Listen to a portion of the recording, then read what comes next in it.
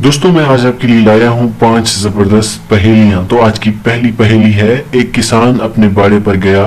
वहां उसका बैल उसे बताता है कि मैंने चोर को भगा दिया जो मुझे चोरी करने आया था। अब मुझे इनाम दो।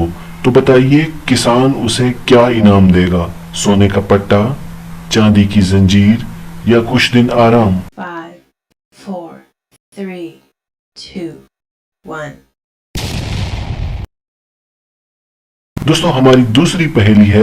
वो कौन सी चीज है जो रेलगाड़ी के साथ आती है और रेलगाड़ी के साथ ही चली जाती है, लेकिन ना तो रेलगाड़ी को उसका फायदा होता है और ना ही मुसाफिरों को?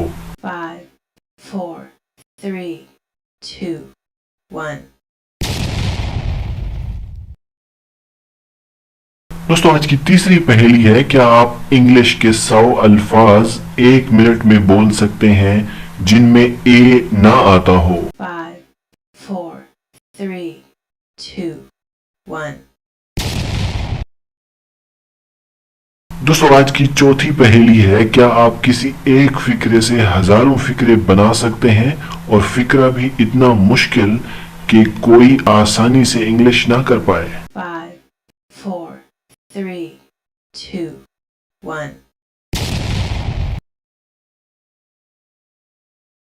दोस्तों आज की आखिरी पहेली है। एक मुहद्दिस अज्जा किसी भी चीज को 3 गुना बड़ा करके दिखाता है।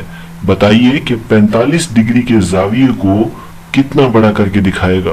5, 4, 3, 2, 1.